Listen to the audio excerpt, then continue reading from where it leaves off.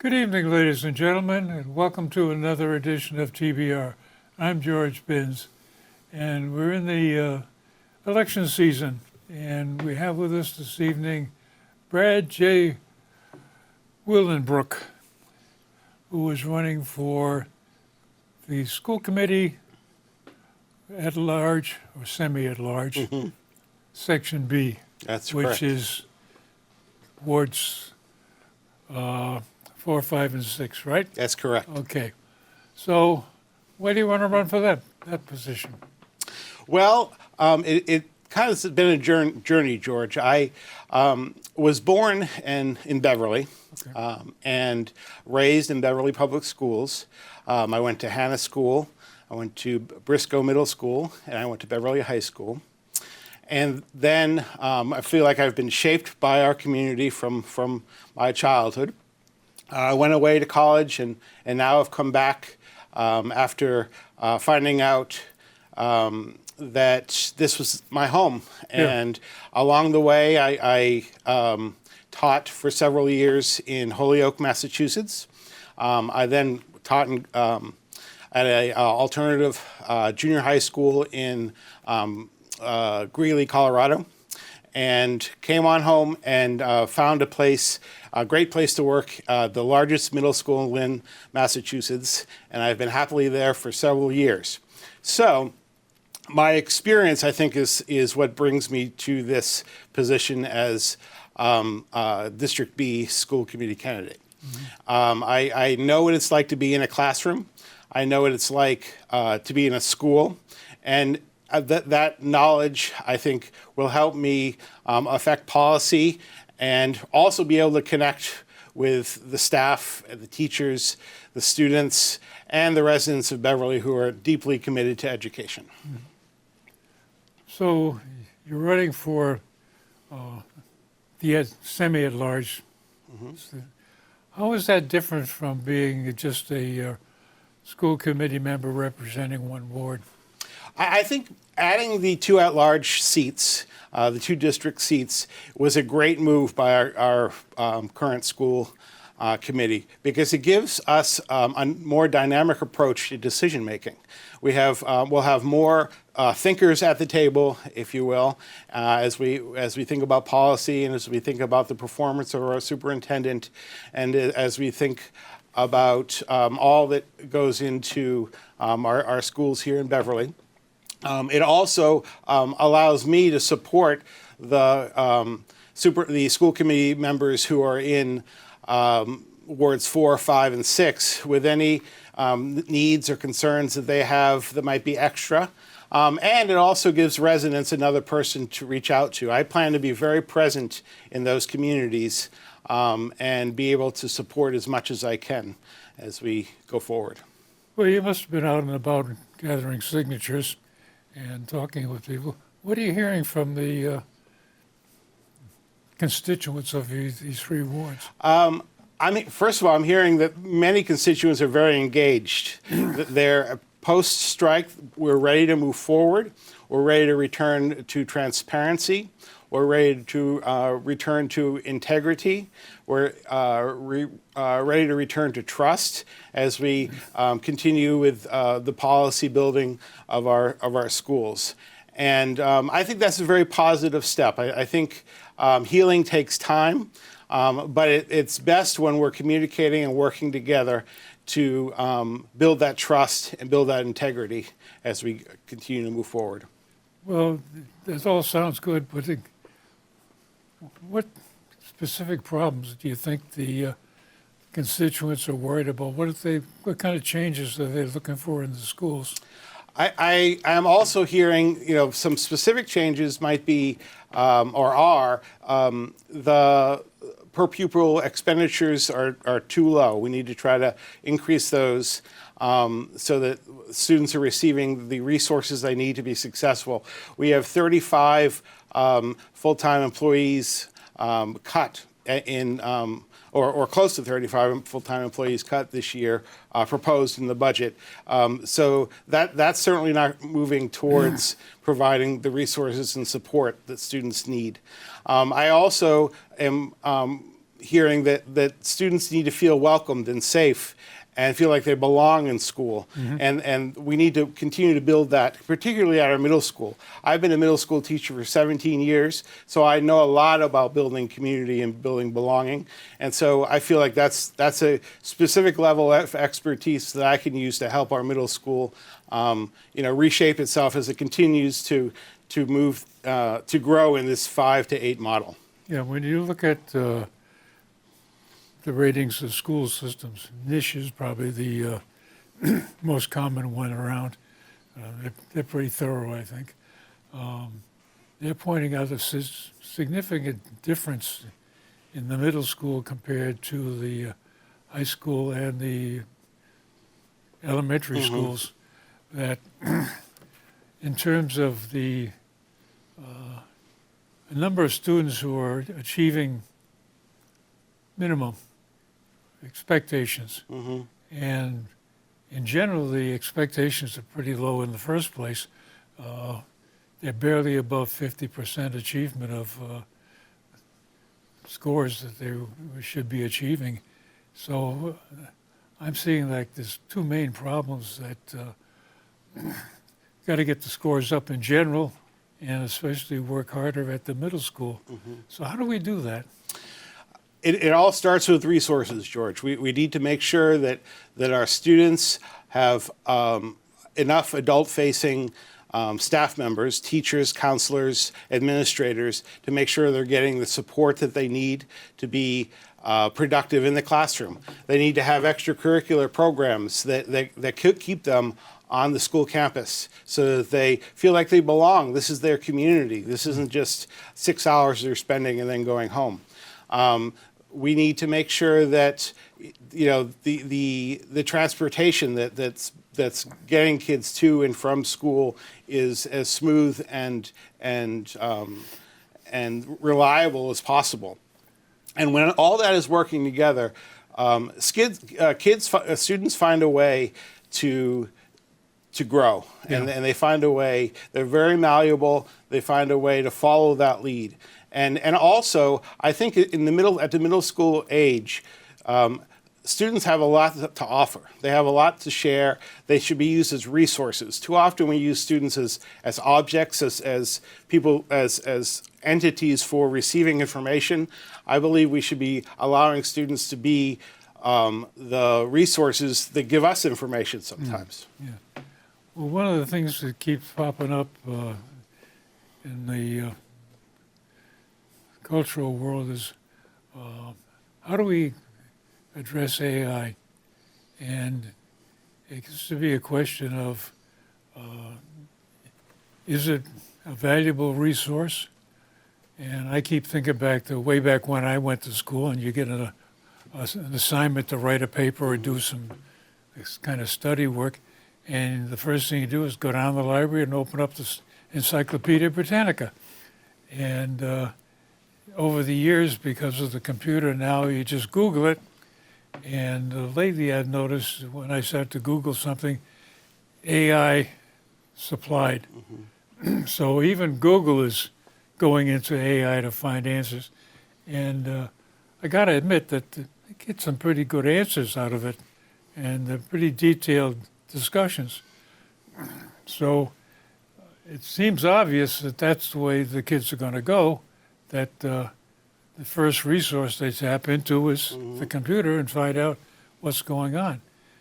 But there's a lot of pushback from the teachers that, wait a minute, I want to know what you can do, not what you can get the computer to do for you. And that's a semi-valid kind of thing, because you can't just totally discard the computer, but you still have to recognize that it's a resource, it's going to be used, and how do we move on to the point where it's an acceptable way to do business?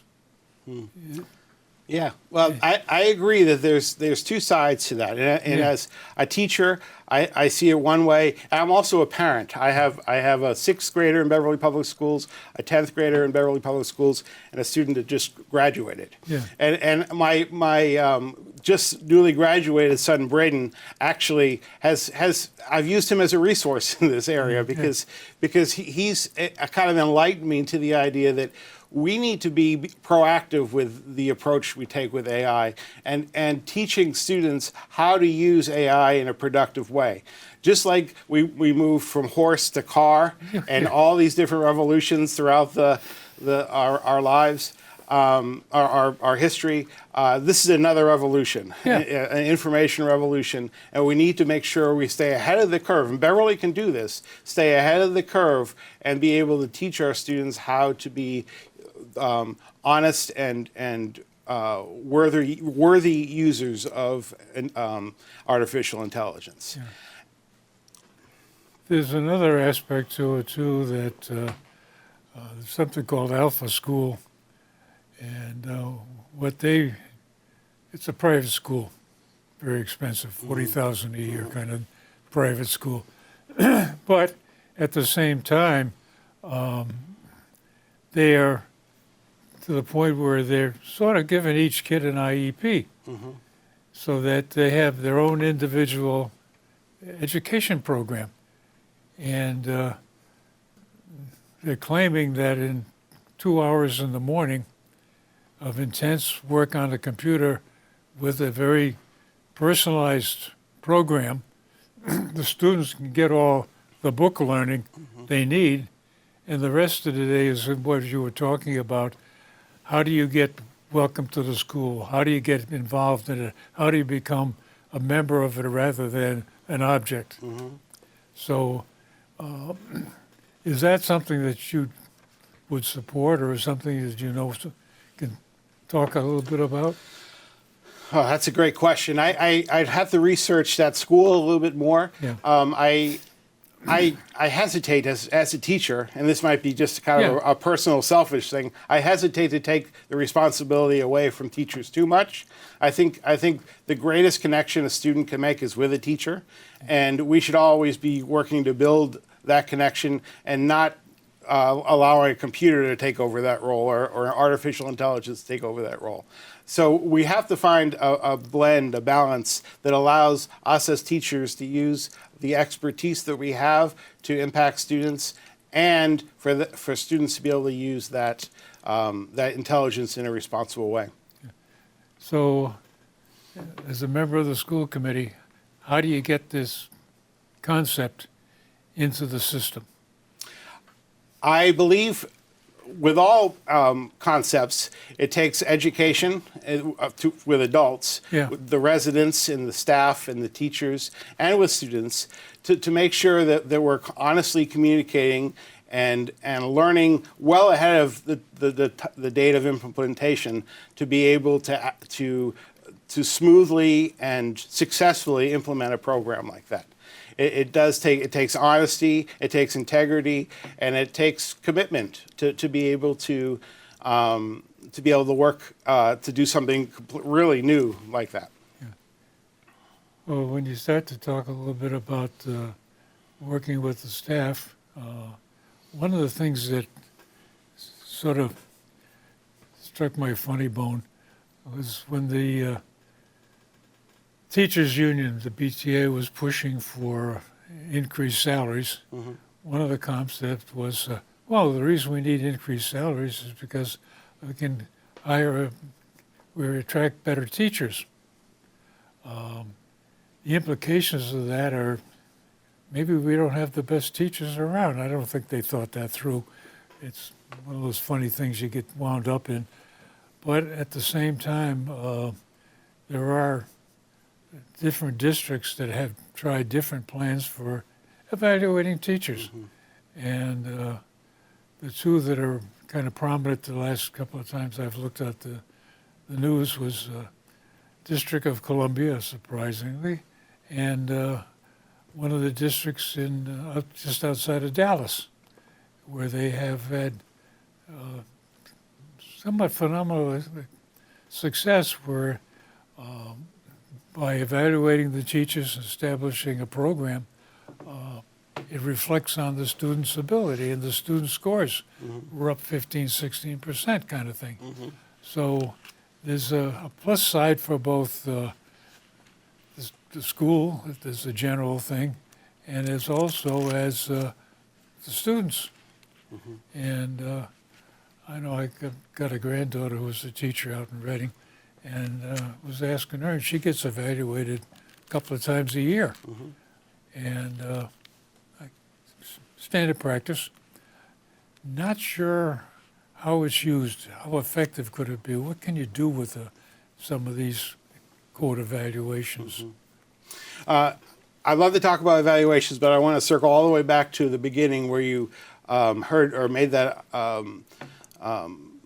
or brought up the idea about how the quality of teachers in Beverly. Yeah. I will say that we as a district have very qualified, very capable, and really wonderful teachers. And I'm speaking from a parent perspective predominantly. The parent conferences that I've had, the side conversations I've had, they're a wonderful group. They're a very capable group.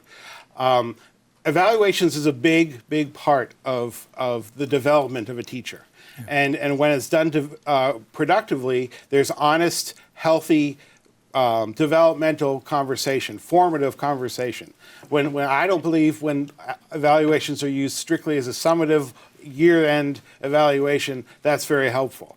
When you're in November and December, you should know how you're doing and be having conversations with your supervisor by that point. And that's when you can have the conversations year-long and be more developmental as the year goes on, so that at the end you are really sure that this is a career path you want to continue with.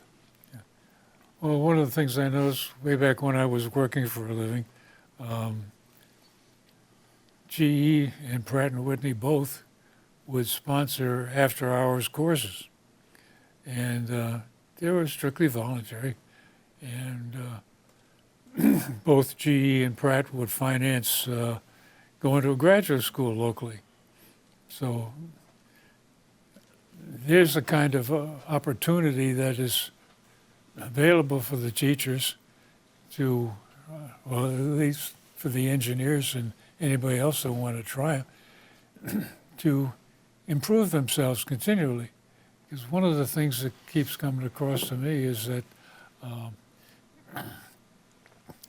you go through 4 years of high school or 4 years of college, you end up with a certificate or a degree or something, and it ain't over because it's a continual learning process. And one of the things I noticed even in my own lifetime, that things have changed dramatically and very rapidly. And what they used to tell us as engineers that 5 years out of school, the adjective in front of your name, whether it's a mechanical, electrical, or whatever, that disappears. And half of what you learned in school is obsolete. And I think the same thing is happening with the teacher profession, that all of a sudden there are things like Google and computers and AI that keep showing up that, hey, it's out there, it's happening. You can't just depend upon the McGuffey reader forever. It's true. So how do we get the system to support this kind of rapid change as opposed to just waiting and watching all that happens? Well, I think it takes a lot of study and a lot of making sure that we are as ahead of the curve as we can be, which is very, very not much ahead, I'm sure, with the way that technology develops. Yeah. But the more proactive we can be, the more in communication we can be, the more unafraid of challenge and failure and risk we can be, because we're going to have those moments. That, I think, is when the learning happens. We have to stay connected. We have to stay as a staff, as teachers, as school committee colleagues. We have to stay connected and stay involved in these technologies and in these structures that are causing humans to be more and more less responsible for what's happening in their lives. Yeah. So it gets to be, I guess, a challenge, and that you mentioned earlier that they need to get more resources, and that's money. Yeah. So I assume you're in favor of an override. I am in favor of making sure we're using our tax dollars in a way that allows us to support our schools. And if that requires support for an override, then that's what, as a school committee, as a city council, and as a mayor, we need to be doing together as a leadership team. And to be able to do that, we need to make sure we're giving our residents a clear understanding of how we're spending that money, and that will take research, and also providing expectation of education around what an override is. I think there's a small percentage of individuals who really understand what an override is and the value of the override. Does that increase align with our values in Beverly? So, okay, if we have an override, what are we going to do with the money? Well, I think a lot of it, in my opinion, if I were able to have a big say in this, I would say a lot of it would go towards resources for students, in increasing their per pupil expenditure, so that the students are becoming having what they need to be successful at school and outside of school.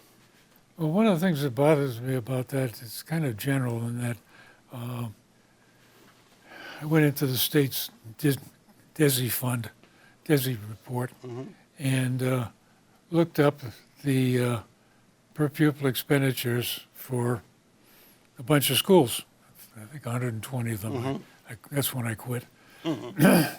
And plotted that out against the ratings from NISH. And Beverly is rated at number 85 in the state. And then one of the other things, as you mentioned, the teachers are rated very highly. And Beverly is, I don't know, not quite it's 18,000, I think, a year is the per pupil. But there is no correlation between rating and per pupil expenditure. So just throwing money at the system doesn't work. It's got to be directed. And this is where I'm getting interested in, what are we going to do with the money? Exactly how are we going to improve the system? What is the shortcoming or the weakness in the system that could benefit by putting more money to it? Well, and so I've kind of delved into that a little bit, and I notice there's a need with special education. I know that special education is a small subset in our school district, but caseloads are significant for our special educators. And by providing that increase in per pupil expenditure, we would be able to lessen that caseload by having more staff be available for those students. I think we also need to make sure we have a great, robust, and I'm very grateful for our mayors and former superintendent's commitment to diversity, equity, and inclusion. We have a great program that seems to be continuing. But I think we also need to make sure we're providing trainings for staff that are related to those areas to increase the sense of belonging amongst our students. And so that's another area where some of that funding could go to create the trainings for the staff, because our school district is becoming more diverse, and over the past 5 years. And so I want us to be ready for that. And so some of the money would, in my idea, would be helping in that area. Well, we come to the time where it's your turn to make your pitch, and that's your audience. Great, thank you. Well, I thank you very, very much, George, and residents of Beverly, for listening to this interview. And I wanted to finish with a story that would give you a little bit more information about me and about my values as a potential school committee member in Beverly. As I said earlier, I grew up in Beverly, and often my family my mother and father and sister and I would go to the Cabot Street YMCA to go swimming.